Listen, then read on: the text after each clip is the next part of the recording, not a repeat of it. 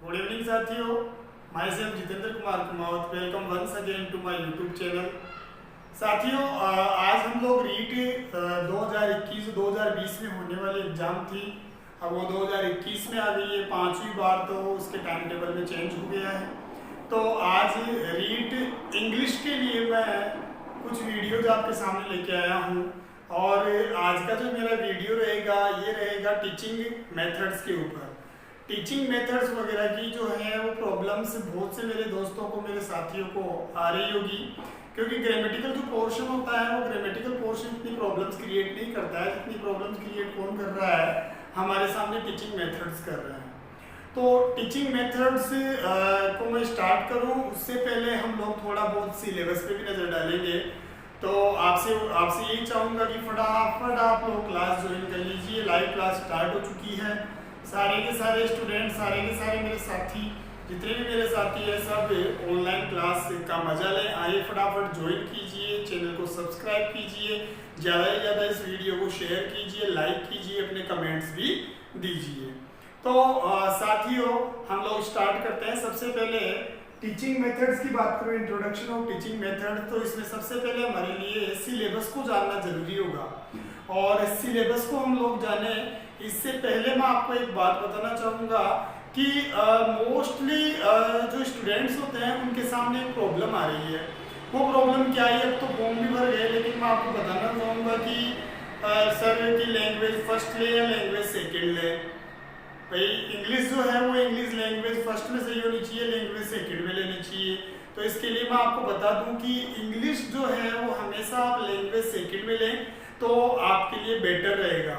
99% chances, ठीक है, अगर आप बेटर कर सकते हैं तो वो कहाँ कर सकते हैं, लैंग्वेज सेकेंड में कर सकते हैं। तो लैंग्वेज सेकेंड में अगर जिन लोगों ने क्या की है, इंग्लिश सब्जेक्ट लिया है, उनके लिए मैं ये वीडियो लेके आया हूँ।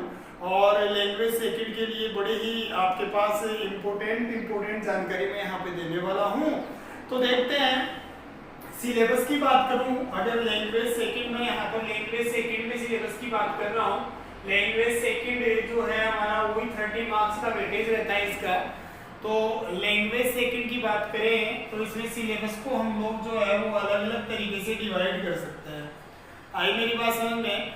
और उस सिलेबस में हम ये देखेंगे कि कितने मार्क्स कहाँ पे डिवाइड हो रहे हैं। तो सबसे पहले सिलेबस की बात करूँ तो लैंग्वेज सेकंड में सिलेबस में बात करते हैं अपन। सबसे पहले इसमें ग्रामर का टॉपिक आता है। आई मेरी बात समझ में? फिर आगे बढ़ूँ थोड़ा सा तो इसमें वोकैब का भी पार्ट आता है। किसका पार्ट आता है? वोकैब का भी पार्ट आता है। और लास्ट में जो है हमारे इसमें लिटरेचर का पार्ट आता है कुछ, और कुछ इसमें लास्ट जो हमारा रहेगा वो क्या आ जाएगा जी, टीचिंग मेथड्स आ जाएंगे। क्या आ जाएंगे? Teaching methods. कुछ इस तरीके से मैंने सिलेबस को डिवाइड कर लिया। देखो, सिलेबस डिवाइड करना जरूरी होगा। तैयारियां सब करते हैं, बट सिलेबस के अकॉर्डिंग अगर तैयारी करोगे तो कभी मात नहीं खाओगे। तो लैंग्वेज सेकंड की अगर बात करें तो लैंग्वेज सेकंड में हमारे ग्रामेटिकल पोर्शन में केवल 3 ही टॉपिक दिए गए हैं। और उन टॉपिक्स का नाम जो है कुछ इस तरीके से है। पहला हमारा टॉपिक कौन सा होगा? Linking device. पहला जो हमारा ग्रामेटिकल पोर्शन का जो पार्ट रहेगा वो कौन सा रहेगा जी? Linking device. सेकंड हमारा जो पार्ट रहता है इसमें वो हमारा रहेगा मॉडल्स। मॉडल्स का पार्ट रहता है। और थर्ड हमारा इसमें जो पार्ट रहता है वो रहता है कॉन्कर्ड। किसका भाई? कॉन्कर्ड का। सब्जेक्ट वर्ब एग्रीमेंट, जो आप सब पढ़ के आए हैं, बच्चों को आपने पढ़ाया भी होगा स्कूल्स में। मेरे साथियों ने इंग्लिश पढ़ाई होगी स्कूल्स में, सब्जेक्ट वर्ब एग्रीमेंट आपने खूब पढ़ाया है। तो लैंग्वेज सेकंड में अगर बात करूं ग्रामेटिकल पोर्शन की तो एक एक क्वेश्चंस इन तीनों टॉपिक्स में से आएगा। तो टोटल ग्रामर के जो अपने क्वेश्चन होते हैं वो कितने होते हैं साहब? 3 क्वेश्चन आएंगे। ग्रामर का वेटेज केवल 3 नंबर का रहता है। 3 क्वेश्चन हमारे दिए हुए आते हैं। आई मेरी बात समझ में? बात करूं वोकैब की तो वोकैब में केवल 2 ही टॉपिक अपने को दिए गए हैं लैंग्वेज सेकंड में। और वो दो टॉपिक कौन से रहेंगे? पहला जो टॉपिक होगा मेरा वो रहेगा फ्रेजल वर्ब्स, और सेकंड जो मेरा टॉपिक रहेगा इसमें वो रहेगा इडियम फ्रेजेस, लोकोक्ति मुहावरे जिनको बोलते हैं हम लोग। आई क्या मेरी बात समझ में? और मैं बताना चाहूंगा कि एग्जाम में एक क्वेश्चन यहाँ से पूछा जाएगा फ्रेजल वर्ब्स से, और 1 से 2 क्वेश्चन जो है वो हमारे पूछे जाते हैं इडियम फ्रेजेस के। तो टोटल इसका भी वेटेज जो होता है वो भी 3 नंबर का ही होता है, मतलब 3 नंबर का बताऊं तो 3 क्वेश्चंस का वेटेज रहता है। तो 3 क्वेश्चन ग्रामर में पूछे जाएंगे, 3 क्वेश्चंस आपसे क्या पूछे जाते हैं साहब? ठीक है, वोकैब में पूछे जाते हैं। आगे बढ़ जाते हैं थोड़ा सा, बात करें लिटरेचर की, तो लिटरेचर में कुछ पार्ट्स हमने डिवाइड किए हैं हमारे सिलेबस में। जो पार्ट्स डिवाइड किए गए हैं वो भी हम लोग देख लेते हैं। तो लिटरेचर में सबसे पहले हमारे पास है लिटरेरी टर्म्स। क्या है जी?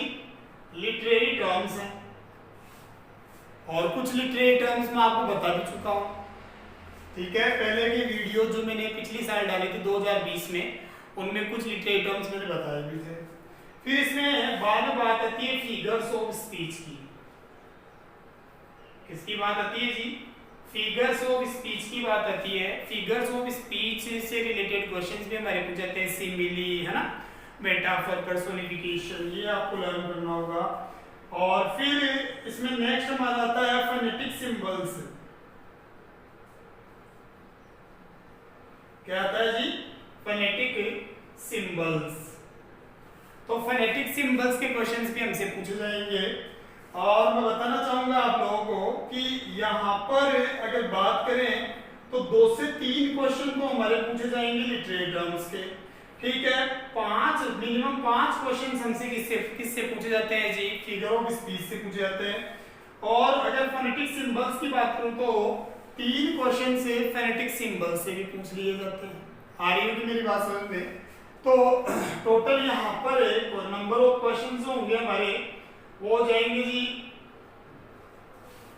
10-11 क्वेश्चन हमारे पूछ लिए जाते हैं। आ रही होगी मेरी बात समझ में आप लोगों को? अब इसके बाद हमारा टीचिंग मेथड बचता है। तो टीचिंग मेथड को मैं यहाँ से लिख देता हूँ, दिख जाएगा। थोड़ा मैं इसको रफ कर देता हूँ, आप चाहें तो इसका स्क्रीनशॉट ले सकते हैं। एक बार आप स्क्रीनशॉट ले लीजिए, फटाफट ले लीजिए, स्क्रीनशॉट ले लीजिए। मैं रफ कर रहा हूँ इसको।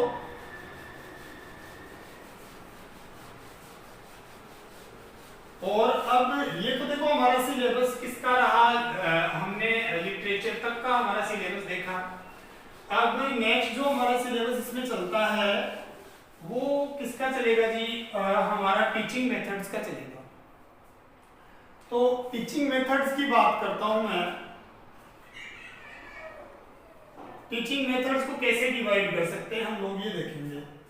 तो टीचिंग मेथड्स मैं आपको बताना चाहूंगा कि यूनिट 5 हमारे सिलेबस में, तो यूनिट 5 और यूनिट 6 है ना, ये टीचिंग मेथड्स की है। और टीचिंग मेथड्स का जो वेटेज होता है ना साहब, 14 से 15 क्वेश्चन टीचिंग मेथड्स में पूछ लिए जाते हैं। आई मेरी बात समझ में? लास्ट ईयर जो रीट की एग्जाम लगी थी उसमें 17 क्वेश्चन हमारे टीचिंग मेथड से पूछे गए थे। तो यूनिट 5 में कौन कौन से टीचिंग मेथड्स हम पढ़ेंगे वो हम लोग देख लेते हैं एक बार। सबसे पहले बात आती है प्रिंसिपल्स की। Principles of teaching English.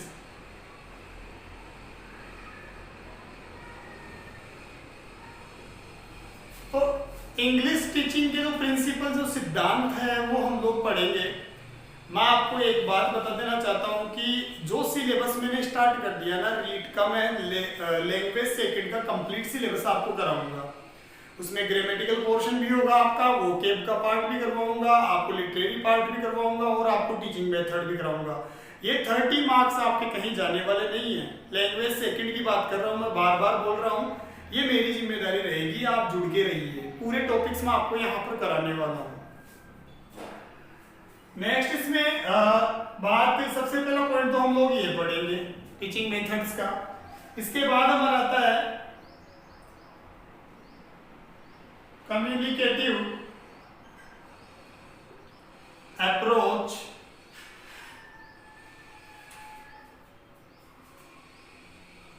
To English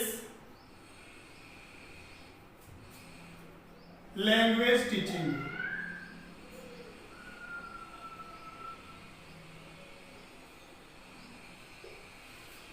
इसको हम लोग जो है शॉर्ट में CLT भी बोल सकते हैं। क्या बोल सकते हैं जी? CLT भी बोल सकते हैं। तो कम्युनिकेटिव अप्रोच पढ़ेंगे, आई मेरी बात समझ में? वो भी किसके प्रति बेटा? English language teaching. English language teaching के लिए जो कम्युनिकेटिव तो आप जानते होंगे कम्युनिकेशन से बना है। कम्युनिकेटिव जो वर्ड है वो कम्युनिकेशन से बना है। ये हम लोग पढ़ेंगे। इसके तुरंत बाद हमारा जो रहेगा वो है जी चैलेंजेस, चुनौतियां देखेंगे ऑफ टीचिंग इंग्लिश। इंग्लिश पढ़ाते टाइम पर कौन कौन सी चुनौतियां हमारे सामने आती है। शिक्षण अधिगम की जो चुनौतियां हैं वो हम लोग देखेंगे। फिर इसके बाद में इसमें नेक्स्ट जो पॉइंट रहेगा हमारा वो रहेगा लैंग्वेज डिफिकल्टीज। जो भाषा की जो कठिनाइयां होती है वो हम लोग पढ़ेंगे कि भाषा में क्या क्या कठिनाइयां आती है। और इसके बाद इसमें जो हमारा लास्ट जो बचता है वो क्या रहेगा जी? एरर्स। क्या रहेगा? Errors and disorders. डिसऑर्डर्स का मतलब क्या होते हैं? विकार, कमियां। आई क्या मेरी बात समझ में?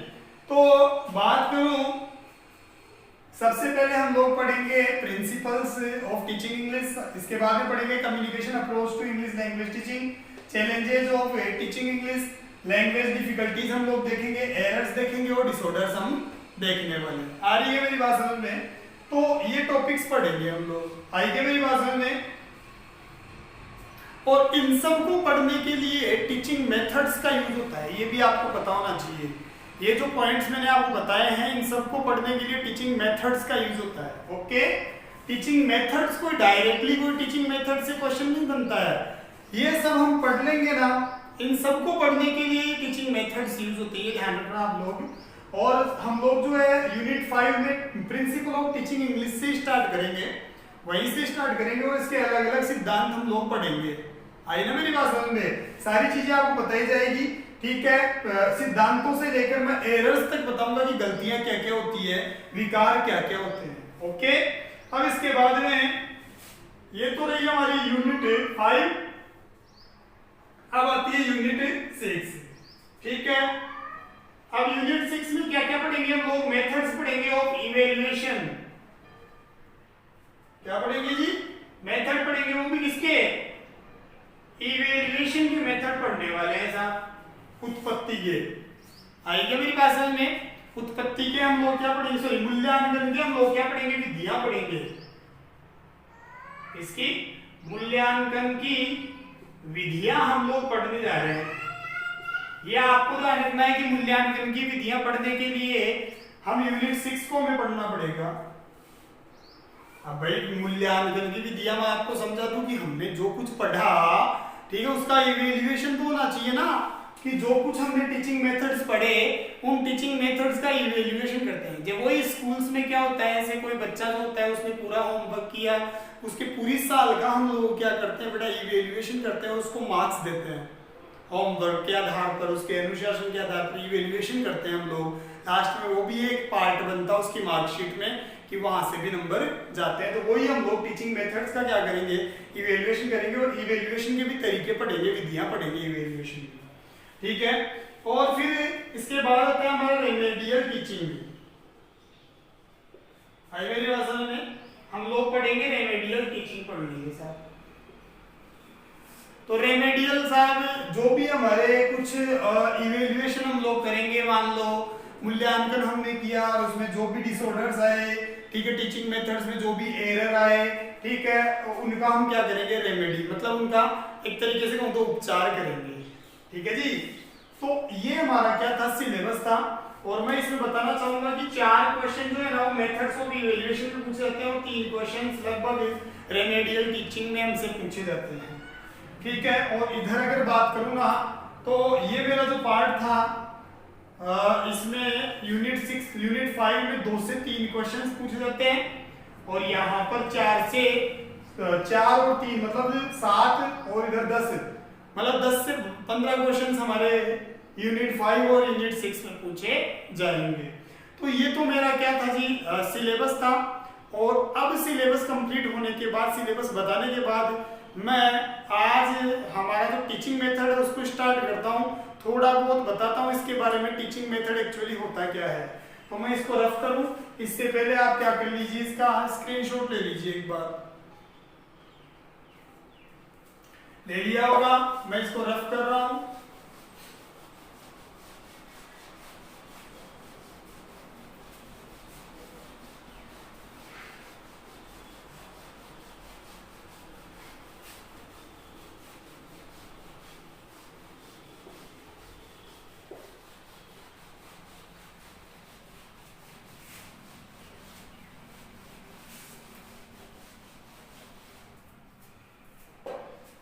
अब हमारा जो है वो टॉपिक स्टार्ट करते हैं टीचिंग मेथड का। और इसमें सबसे पहले मैं बात करता हूं लैंग्वेज की, भाषा। क्वेश्चन बनता है what is language, what do you mean by language. Language होती क्या है, भाषा होती क्या है, व्हाट इज लैंग्वेज। क्वेश्चन आया हुआ भी है। ओके। रीट 2015 में ये क्वेश्चन पूछा गया था कि व्हाट इज लैंग्वेज। आप चाहे इसे एक पेपर उठा के देख लेना। रीट 2015 में ये क्वेश्चन पूछा गया था कि व्हाट इज लैंग्वेज, लैंग्वेज क्या है। तो देखते हैं लैंग्वेज जो है इसकी डेफिनेशन मैं आपको 2 तरीके से बताऊंगा। भाषा की जो डेफिनेशन है हम लोग 2 तरीके से पढ़ते हैं। देखना, सबसे पहले बताता हूं कि लैंग्वेज जो है बेटा एक सिस्टम होता है। और वो सिस्टम भी किसका होता है बच्चों, कम्युनिकेशन का। कम्युनिकेशन सब जानते हैं। इन स्पीच, आप कोई स्पीच दे रहे हैं, ठीक है। ऐसे ही मान लो आप कोई राइटिंग कर रहे हैं, कुछ लिखने का काम आप लोग कर रहे हैं। तो स्पीच और राइटिंग में जो सिस्टम ऑफ कम्युनिकेशन होता है ना, वही क्या होता है, लैंग्वेज होता है। आगे बोलता हूं इसमें, दैट इज यूज्ड, जो जिस सिस्टम का क्या किया जाता है, यूज किया जाता है बाय पीपल, लोगों के द्वारा यूज किया जाता है, of a country.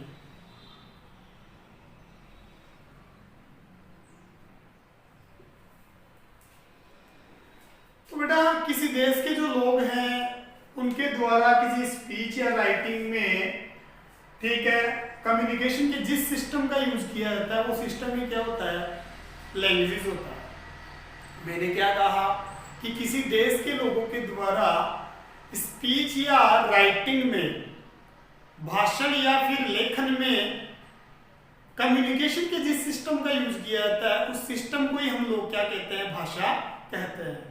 I hope तुम्हें समझ में आया होगा। एक बार फिर से रिपीट कर देता हूं कि किसी देश के लोगों के द्वारा स्पीच और राइटिंग में कम्युनिकेशन के जिस सिस्टम का यूज किया जाता है वो सिस्टम ही क्या कहलाता है, लैंग्वेज कहलाता है। ये आपको याद रखना है। इस डेफिनेशन को मैं एक तरीके से और समझ सकता हूं, और वो तरीका क्या है बेटा कि लैंग्वेज एक सिस्टम है। ये हमने पहले ही पढ़ा। लैंग्वेज क्या है, ये एक सिस्टम है। और अब की बार क्या बोल रहा है, सिस्टम ऑफ साउंड। आई मेरी बात समझ में, एंड राइटिंग। साउंड और राइटिंग का जो सिस्टम होता है उसी को हम लैंग्वेज कहते हैं। जिस सिस्टम को ह्यूमन बीइंग्स क्या करते हैं बेटा, वो भी देखते हैं। दैट ह्यूमन बीइंग्स यूज, भाई कोई साउंड है, कोई राइटिंग है। साउंड का मतलब वो नहीं कोई डीजे साउंड है, डीजे साउंड नहीं, ध्वनि। आई मेरी बात समझ में। तो साउंड और राइटिंग में बोलने और लिखने में मनुष्य जो है जिस सिस्टम का यूज करते हैं, क्या करने के लिए, टू एक्सप्रेस, व्यक्त करने के लिए, देयर थॉट्स, अपने विचारों को, इसके बाद में ideas, all are their feelings।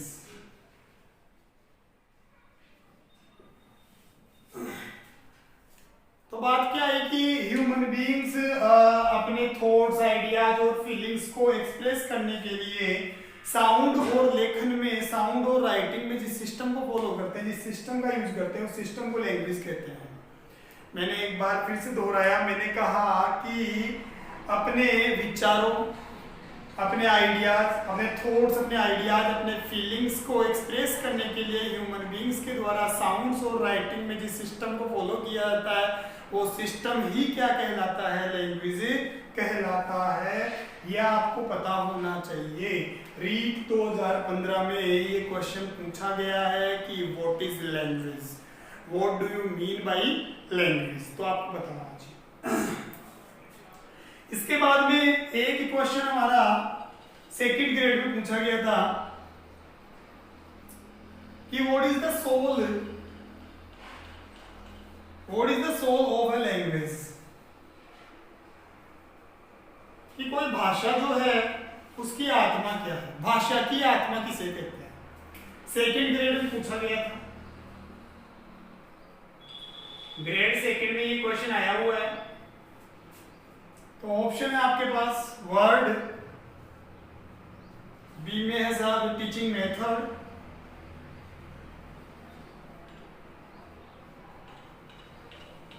सी में मेरा ऑप्शन रहेगा ग्रामर, और डी में मेरा ऑप्शन रहेगा स्ट्रक्चर। तो भाषा की आत्मा किसे कहते हैं, क्वेश्चन क्या है हमारा कि भाषा की आत्मा किसे कहते हैं। तो मैं आपको बताना चाहूंगा ग्रामर को क्या कहते हैं जी, भाषा की आत्मा कहते हैं। आई मेरी बात समझ में। अब ग्रामर जो है वो, ग्रामर क्या है आपसे पूछ रहे तो बता देना, सोल ऑफ है लैंग्वेज। तो यहाँ तक मेरा इंट्रोडक्शन आप लोगों ने देखा, टीचिंग मेथड्स का इंट्रोडक्शन हम लोगों ने देखा। अब रोज आपके वीडियो जो हैं इसी टाइम पे 7:30 बजे आप लोगों को बिल्कुल बैठ जाना है, इंतजार करना है लाइव क्लास का। और आपका वैल्यूएबल कोई सजेशन हो और आपके कोई कमेंट्स जो आप करना चाहते हैं तो बिल्कुल आप करिए। मेरे को कोई सुझाव आप देना चाहते हैं तो वो भी आप दीजिए। ओके, तो आज की क्लास में यहीं पे ठीक है रोकता हूँ। कल फिर मिलेंगे शाम को 7:30 बजे। ठीक है, बाय बाय।